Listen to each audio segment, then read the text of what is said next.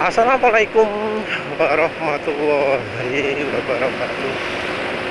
Kali ini penulis ingin bahas soal baterai ya.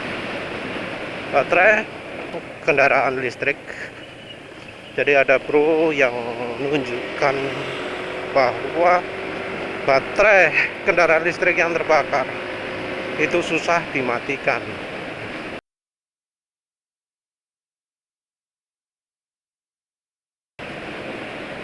Jadi sulit ya untuk mematikan baterai litium yang sudah terbakar. Entah mengapa kok sepertinya ya Omobi itu kesannya kayak sebelumnya nggak pernah tahu bahwa baterai kendaraan listrik yang litium itu sulit dipadamkan. Karena harusnya yang begini ini sudah jadi informasi untuk konsumen. Harusnya dengan makin maraknya mobil listrik, motor listrik, konsumen juga harus sudah diberi pemahaman bahwa kalau baterai litium terbakar itu sulit dipadamkan. Mengapa sulit dipadamkan? Karena sumber apinya bukan dari luar, tapi dari dalam baterainya sendiri. Jadi baterai kendaraan listrik sendiri itu sensitif ya, sensitif terhadap panas, sensitif terhadap dingin, sensitif terhadap goncangan.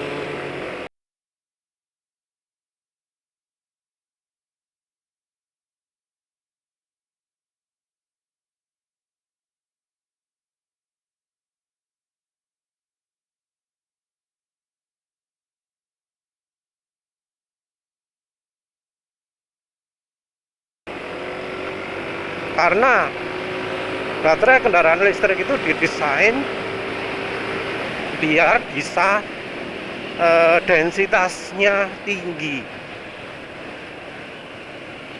Densitas tinggi membutuhkan lapisan pemisah antara elektrode positif dan negatif itu tipis, nggak mungkin dibuat tebal. Nah, lapisan yang tipis ini membuatnya sensitif. Banyak orang yang nggak tahu ya bahwa rentang kerja dari baterai kendaraan listrik, rentang charging baterai listrik itu dibatasi oleh baterai. Jadi baterai itu nggak boleh ya lebih dari 45 derajat Celcius. Oleh karena itu kalau pakai baterai litium di mobil itu bahaya ya, karena seringnya ruang di bawah kap mobil tempatnya api itu bisa punya suhu sampai 100 derajat Celcius. Sementara itu baterai litium nggak boleh kena panas segitu.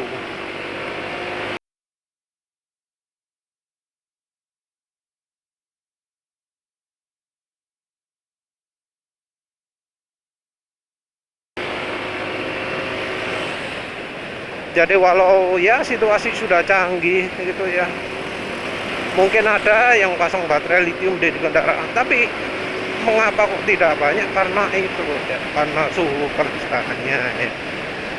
Apalagi kalau situasi ruang mesinnya kayak Ayla gitu, dimana baterai itu kena hembusan angin radiator, bisa-bisa air yang ada di aki saja sampai menguap cepat habis karena panas tersebut. Limitasi dari suhu kerja baterai litium sendiri sebenarnya sudah tercantum ya di banyak apa jenenge spesifikasi pabrikan. Nanti penulis coba cari. Kalau di mobil Tesla penulis nemunya yang untuk chargingnya terutama ya, antara suhu sekian sampai suhu sekian.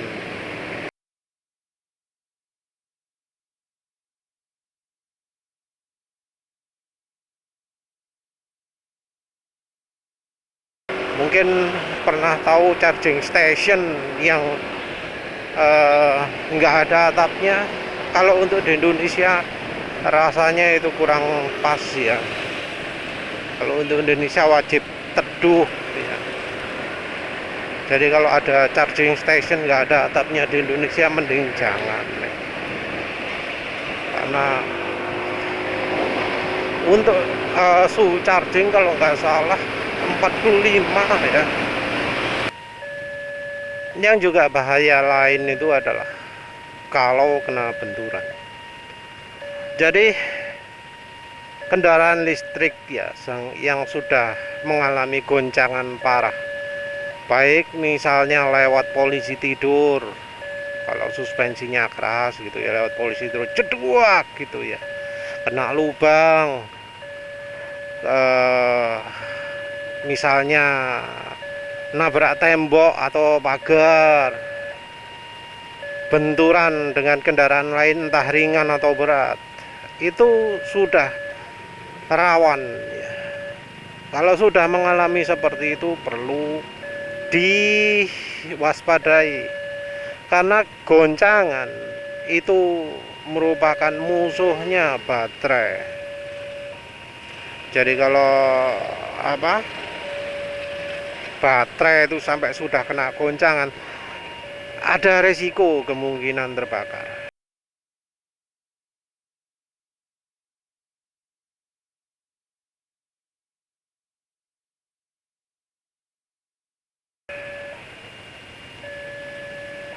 Di kendaraan listrik, di baterainya itu mengandung banyak sel ya. Baterai kecil-kecil itu lebih dari satu.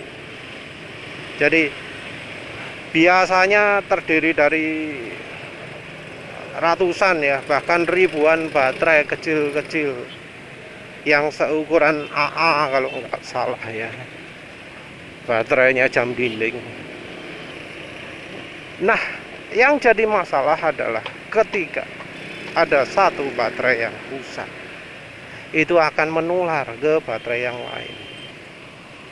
Reaksi baterai ketika mengalami short ya, hubung singkat, itu akan terjadi panas yang luar biasa, karena ya arusnya cukup besar ya.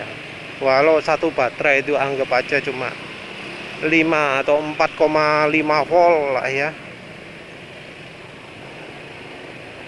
tapi arusnya bisa besar. Sel yang sudah mulai tipis, yang bisa menghubungkan antara elektro satu yang lain dengan yang lain, akan bisa menimbulkan panas yang luar biasa. Panasnya bisa mencapai 40, 50, begitu sampai 80 derajat, terjadi meltdown ya. Lapisannya bisa leleh. Kalau lapisan leleh, itu akan timbul panas sangat luar biasa. Panas yang luar biasa ini akan menyebabkan sel itu rusak, dan panasnya akan berimbas ke sel-sel baterai yang lain. Panas akan menyebabkan ya sel-sel lain jadi makin panas, yang akhirnya bisa mengalami short juga, mengalami hubung singkat yang akhirnya kebakar juga. Dan selain itu karena nge-short ya, pemakaian arus di sel lain juga akan meningkat. Jadi akan apa jenenge ya, akan menimbulkan pemakaian listrik berlebihan yang efeknya adalah panas juga, dan ini akan meningkatkan suhu di baterai-baterai yang lain juga. Karena ada satu sel yang short, maka sel-sel lain yang paralel dengannya akan juga ikut nge-short. Sebenarnya sistem baterai kendaraan listrik itu sudah dibuat semi independen ya.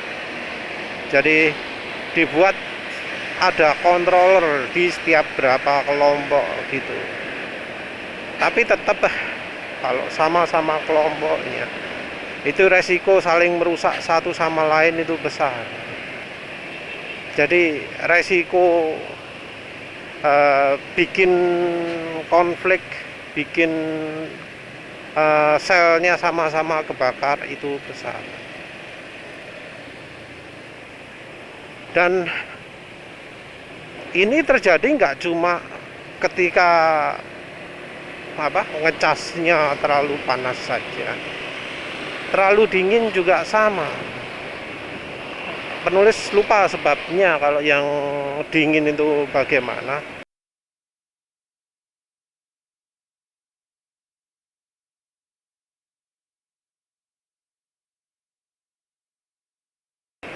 Tapi seingat penulis terjadi juga kebocoran arus.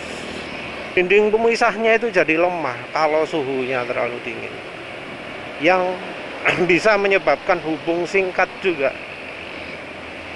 Jadi kalau terlalu panas lumer ya, efisiensi chargingnya jauh berkurang, efisiensi dischargingnya jauh berkurang. Ketika terlalu dingin, resiko nge-short.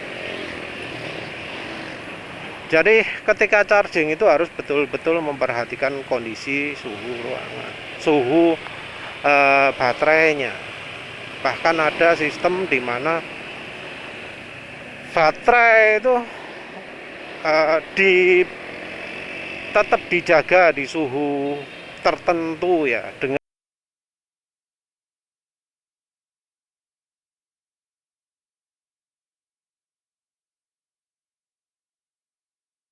tujuannya agar baterainya berada di suhu aman terus. Kalau nggak salah seperti itu ya. Jadi kendaraan listrik jadi cepat tekor listriknya ketika musim dingin itu katanya demi mengamankan suhu baterainya. Jadi baterai dipaksa bekerja sehingga suhunya itu nggak pernah dingin sekali. Jadi di kendaraan listrik itu yang namanya monitor suhu baterai itu betul-betul sangat kritikal. Mengamankan suhu baterai juga faktor yang sangat penting juga. Jadi makanya ada yang pendinginan baterai pakai air ya, pakai cairan, pakai coolant. Itu ya tujuannya untuk itu. Kalau di kendaraan sport hembusan angin macam-macam itu penting sekali diarahkan ke baterai. Jadi kalau beli kendaraan listrik mending ke perusahaan yang sudah pengalaman saja, karena yang pertama buat kendaraan listrik itu biasanya tidak memperhitungkan faktor pendinginan ya. Terus apalagi api dari baterai yang sudah kebakar itu sulit dimatikan karena dari baterainya sendiri bisa menghasilkan oksigen juga.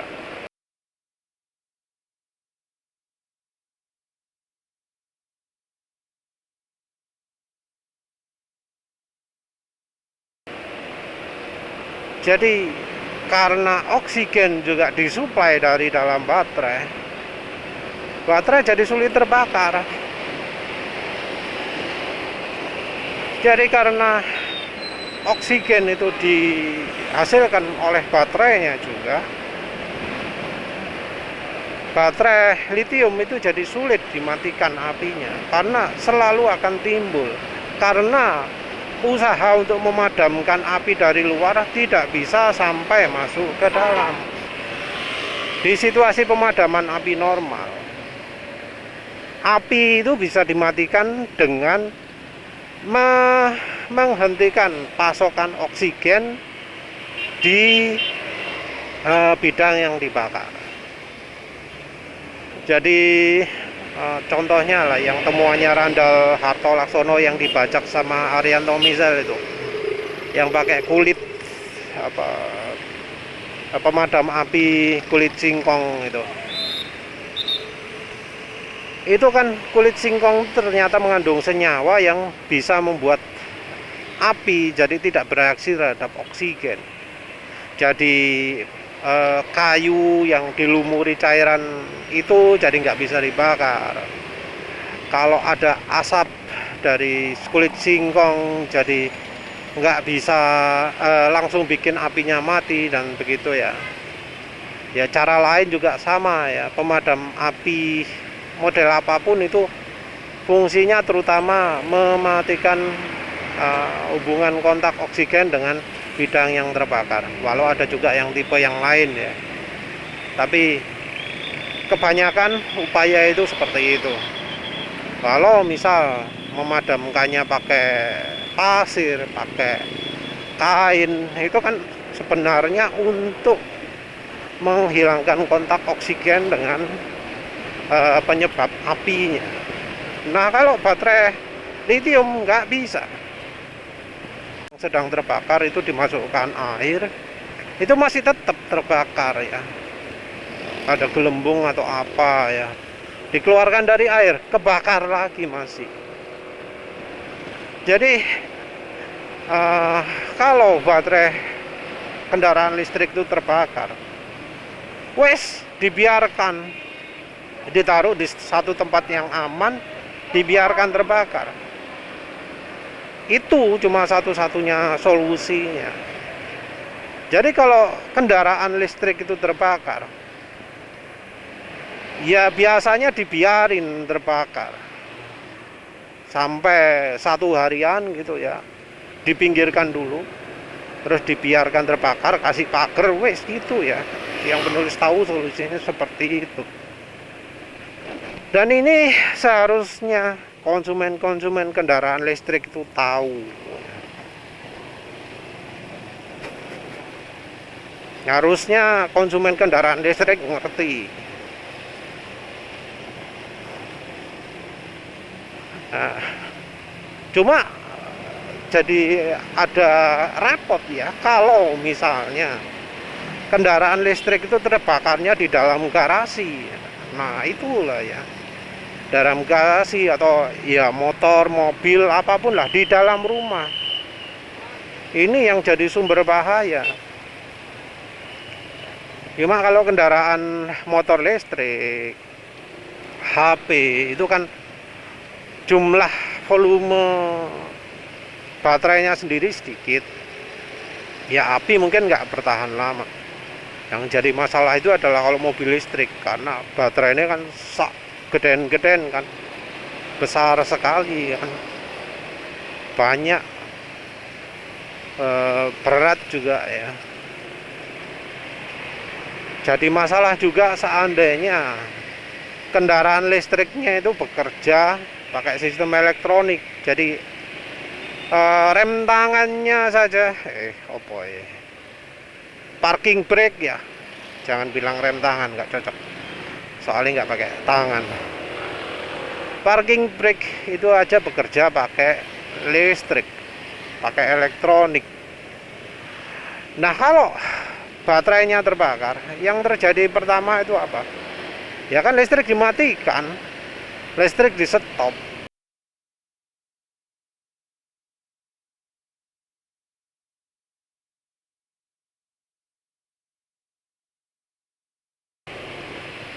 Nah, apa parking brake-nya ini jadi berhenti atau jadi jalan?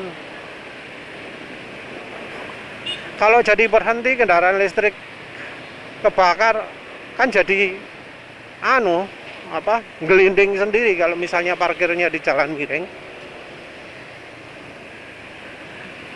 Kalau parking brake-nya tetap kerja, nggak berhenti, kan berarti eh, mobilnya itu nggak akan bisa didorong ya. Jadi mustahil menjauhkan barang-barang lain dari kendaraan listrik.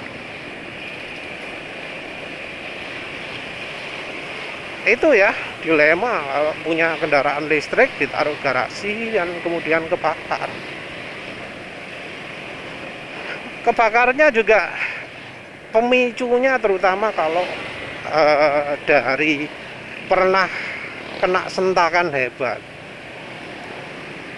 Karena kalau misalnya panas itu kan jelas gampang ketahuan. Oh, suhu suhu sekitar ini panas sekali. Kalau dingin misalnya, oh suhu sekitar dingin sekali. Sudah jelas ya, sudah gampang diketahui. Tapi kalau misalnya bekas kecelakaan, itu kan efeknya bisa saja nggak langsung ya, cuma jadi bikin lemah gitu, terus baru jadi ke-trigger ketika diparkir di rumah terus dicas. Begitu dicas langsung timbul masalah yang nggak selalu langsung instan gitu, tapi nunggu misalnya 1 jam, 2 jam, 3 jam, pas orangnya tidur tiba-tiba kebakar.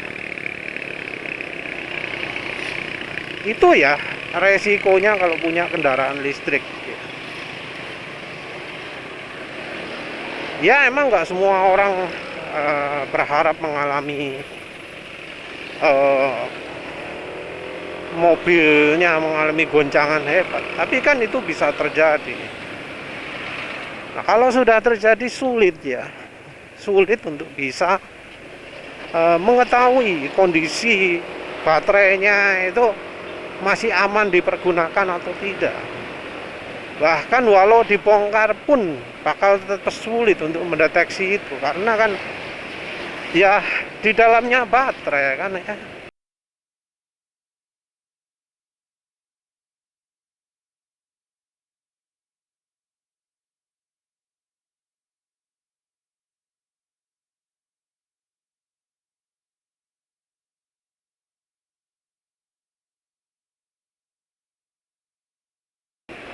Sekarang rasanya nggak ada ya sistem yang bisa ngecek apakah kondisi baterai di dalam kendaraan listrik itu masih aman atau enggak. Jadi semacam gambling ya, dari semacam adu nyawa gitu kalau kendaraan listrik. Nah itu saya resikonya.